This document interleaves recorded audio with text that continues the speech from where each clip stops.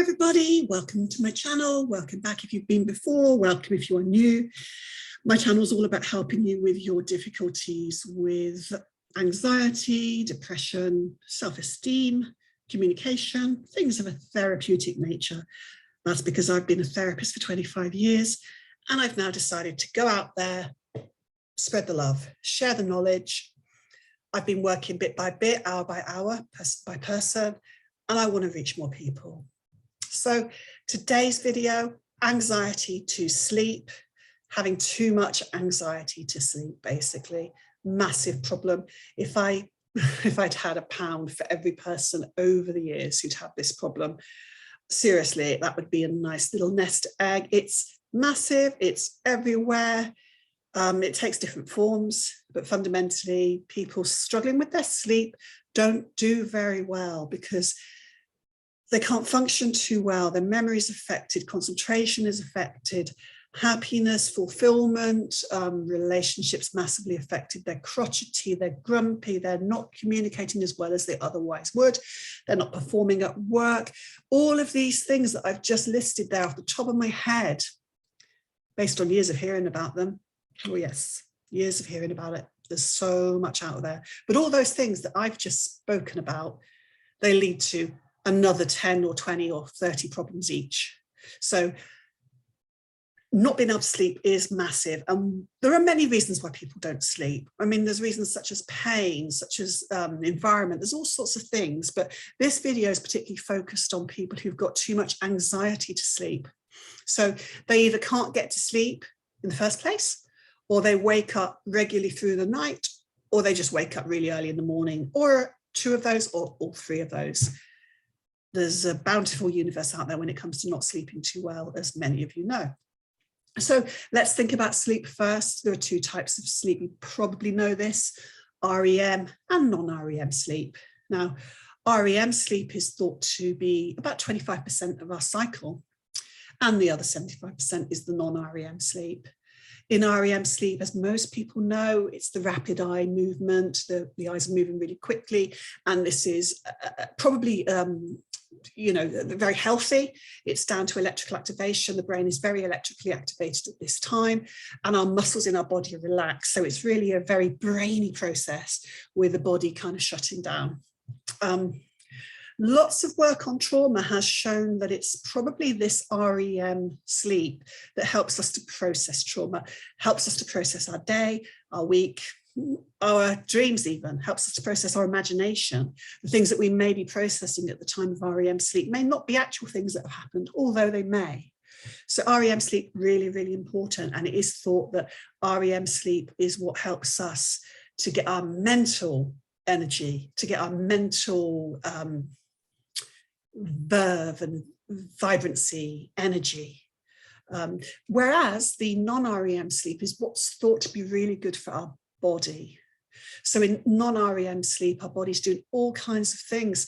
We're going into a repair mode, release of hormones, and that includes the growth hormone, which is why teenagers, yep, we all know it, they need a lot of sleep. They have to grow. They've got a lot of growing and repairing to do. Splicing and pruning of all sorts of neural pathways, as well as all those physical things that are going on. So we have a massive repair and regeneration opportunity when we're in deep physical sleep. Now I say deep physical sleep because there are 4 stages of that non-REM sleep. There's that very light point when you're just going into sleep. That's phase number 1. And there's the second phase when we're disengaging from that external reality. We're starting to have the temperature drop and the heartbeat get more regular. And that leads on to the 3rd stage, which is that preparation for that very deep delta sleep, and the 4th stage, which is the delta sleep, where all those repairs and kind of cleaning of the body system, boosting, cleaning, sorting it out, fixing stuff, switching stuff around, just making it all good again. That all happens to the physical body in that deep sleep. So there's your sleep. It's important. You know, we don't sleep for 1/3 of our lives, apparently, for nothing. But it's true, isn't it, that we do need less sleep as we get older. I've already mentioned teenagers. You know that. Teenagers sleep a lot. And they tend to be a bit nocturnal because they don't want to go to bed or go to sleep, but then they'll sleep all the day. Not advised, but that's what they do. And this isn't about how to manage your teenagers. That's the subject of another video, probably. For now, let's keep it at this idea about being too anxious to sleep. It's a very difficult problem because when you're too anxious to sleep, you've got lots of anticipations about what's going to happen, lots of predictions that you're not going to sleep. And it can become a really vicious cycle. So firstly, you need to pick some things to do. You need to make some behavioral changes. And some of these are really simple. Things like reducing caffeine. Don't drink caffeinated drinks after midday if you're very anxious prone before you go to bed. Just knock it on the head. Change to the decaf versions. Same with alcohol. Yes, I know it can help people to get to sleep, kind of zonks them out, but it will result in more waking than is normal. And if you're somebody who particularly suffers with waking in the night and then not being able to get back to sleep, it's a no-no for you. You can see that. It doesn't make any sense. So try to reduce the alcohol as much as you can, as seems appropriate. Use a relaxation technique before bed. There's all sorts that you can go for, absolutely loads, from progressive muscle relaxations to mindfulness breathing to other breathing exercises to, you know, the old trick of counting sheep. I've never tried that one, but I don't know about that one. But you can use certain mind games. Distraction is an important part of it if you're struggling to get to sleep. So what else do you need to do? Lots of people talk about having a good bedtime routine, don't they? And I think that's probably important. You need to make sure that you've got the right level of warmth, comfort, the correct curtains. You know, if you're sensitive to light, get the blackout curtains. If you're sensitive to noise, wear earplugs or sleep in a different room from the snoring partner. You know, there's a few options that you have. Doesn't mean all the time, does it? But when you know that you need a really good night's sleep, that could be an option for you. Keep the bedroom for sleep and sex, and maybe a bit of reading before bed, but not for watching Netflix, not for the appliances. I know half of you who are younger aren't going to listen to me now. You're going to switch off. I'm sorry about that, but what you need to switch off are those appliances. The blue light isn't good for you. The stimulation isn't good for you. Take it from me. You need to reduce that right down. But if you choose not to, then don't worry about it. I mean, I'm not going to come around your house and force you. I'm not going to be a mum and take your phone off you and put it on the breakfast bar overnight, am I? I'm sure there's a business in that somewhere. Write down your worries. If you are waking up in the night with worries, jot them down, acknowledge they can't be dealt with right now, and that will help you to let go of them a little bit. Try that method, it's quite helpful. Failing that, you're waking up in the night, writing them down isn't helping. Get up. Don't lie there worrying, it's the worst thing you can do. Same as what I said before, don't let the bed become somewhere other than for sleep sex. Don't let it happen. So don't lie there worrying. Get up, do something, even if that's just sitting in a chair and listening to gentle, quiet music or reading a book. Dim lights, very dim lights, because obviously the moment we have bright lights, our system gets kicked off again with the hormones and we think it's time to wake up, which it isn't. You know, the serotonin is starting to kick in. We don't need that. So dim lights, gentle music, reading a book by a very dim lamplight, all of that will help you to go back into that sleep phase. So there's lots of those things that you can do. Now, I would recommend that you watch your thoughts very carefully. I'm a CBT therapist, and it's one of the things we're very aware leads to so many problems. So I would say any problematic thoughts, I've already said to write down the worries, but then the next day, look at those closer. And are they something that you need to address? Is there some persistent thing that's keeping you from sleeping? It can often help to jot down all those worries and then to divide them into two categories. One being practical, pragmatic worries about something that can be done and a problem that can be fixed, or one where it's hypothetical.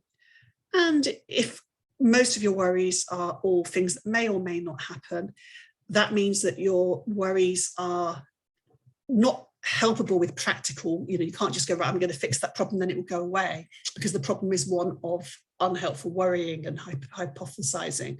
So that's the point when you need to practice your relaxation techniques.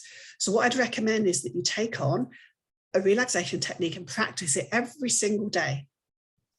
because you would then train your body to become more receptive to the idea of relaxing, so that when you then use it at nighttime, it's going to respond better.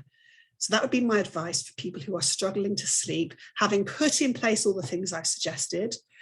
Make a sleep diary before you come to this conclusion, if you like. Really notice, okay, what time am I going to bed? What time am I waking? What time are things happening? That could be very handy to do for a week. And I give you permission to look at the clock and figure that out when you're doing that. But don't be a clock watcher the rest of the time. If you wake in the night, last thing you want to do is look at the clock. So you try a relaxation technique such as, I don't know, naming as many foods that begin with C as you can. And you go through those. And then once you think you've exhausted those, as many that begin with D as you can. You pick your own letters, it doesn't matter. Or one of those relaxation techniques such as breathing. Breathing in calmly. I did this in a previous video. You've got the balancing breathing, which is 4 breaths in the nose, 4 breaths out of the nose repeatedly, which balances the body and brings it into an equilibrium. Or you can try the down breathing, which soothes the body, brings in the rest and digest system, which is obviously what you need at this point. And that is 4 breaths in at the nose. Sorry, I'm saying breaths. I mean 4 counts as you breathe in the nose, and then 8 counts as you breathe out. So the balancing one is count to 4 breathing in, count to 4 breathing out through the nose. The second one is count to 4 as you breathe in, count to 8 as you breathe out, both through the nose. And that can bring your system down. That can bring the parasympathetic system online, rest and digest, relax and heal. That's what you need at that time. It's probably worth mentioning at this point that if you are on medications, go to your doctor. I mean, none of this is a substitute for medical advice. You need to speak to your doctor if there's a big concern here. But you may be on medications for other conditions that are interfering with your sleep. So maybe talk to your doctor about that and whether there are alternatives. Obviously, I don't know, but it's something that you could discover with your doctor. So yeah, those are some ideas. Run through that list of things, and I'll put the list in the comments for you so that you can get hold of that very easily. Run through that list, and if you then still struggle, make sure that you've been practicing a relaxation technique, put that into place. And then finally, my point about thoughts. We are so attached to telling ourselves stories. Oh no, I'm not sleeping. I've got so much anxiety, I can't sleep. And that's the kind of thing that's going to make you have so much anxiety that you can't sleep. So it's important, if you notice that kind of thought, to go to yourself, okay, I'm aware that I have a thought of that, but it's just a thought. I'm actually not, a physiological specialist. So how do I know I've got too much anxiety to sleep? I still might be able to sleep even with this thought. So it's important that you don't allow those negative predictive thoughts to have a free run, just like free reign of your mind, and that you reframe it a bit. Another thought we often will have and we'll say to ourselves repeatedly is, oh no, I'm not getting enough sleep. I'm not getting enough sleep. Won't be able to perform when I haven't had enough sleep. And actually, it's important at that point to remind yourself, well, okay, but sleep needs do change over time. So maybe actually I'm just getting into a new pattern of sleep, and I do have enough sleep, and I am getting enough sleep. And just because I sleep now less than I did a few years ago doesn't mean that I'm fundamentally not getting enough sleep. Maybe I'm anxious about not getting enough sleep, and that's what's keeping me awake. And if I could not be anxious about not getting enough and accept that what I get is enough, maybe then I would sleep better. That would be really helpful to think about. When we're, babies, what do we have? Like 16, 18 hours a day? That's how much sleep babies need. Teenagers need a lot as well. We know that, easily 12 hours, if not more sometimes. And the older adults, the average is sort of 6 to 8. Some people would like to have 8 to 9, but older adults tend to be pretty good with 5, 6. It does change as we get older. We do need a bit less sleep. As I say, the worst thing you can do is lie in bed. So get up, do something, and then maybe you'll get tired again. There is some wisdom, isn't there, around that says that in the Middle Ages, there used to be 2 sleeps per night, and that people were very used to having their first sleep and then waking up for a couple of hours, even visiting friends, in the middle of the night. friend visit time, let's get together. Or that, they'd stay in bed with a partner and have sex and all the rest of it. In the middle of the night, it was accepted as completely good awake time. And then after a couple of hours, let's go back to sleep. Now let's have our second sleep. And that used to be a thing. So look that up. It's really interesting. And maybe we are applying unnecessary and unhelpful sort of parameters and principles around what sleep should even be. So have a look into that. But it's important that you actually throw in a curveball, I think, and start to tell yourself that you are getting enough sleep. That in itself will bring on board that parasympathetic nervous system. It will bypass the stressful one that you got into. It will stop more adrenaline being released. There's nothing more annoying than telling yourself, this is good enough, this isn't good enough, I'm not going to sleep, I'm not going to sleep, because it absolutely is a self-fulfilling prophecy. So how about in the comments you tell me the kinds of problems that you're having with sleep? I'll see what I can come up with to help you in the future. And I'll certainly put the list of techniques into the comments or just in the information so that you can have a look, refresh yourself if you want to as to what those might be. Thank you for watching. Please like if you think this video could be helpful to others, because obviously the more likes it gets, the more other people see it. And I'll see you next time. Take care and happy sleeping.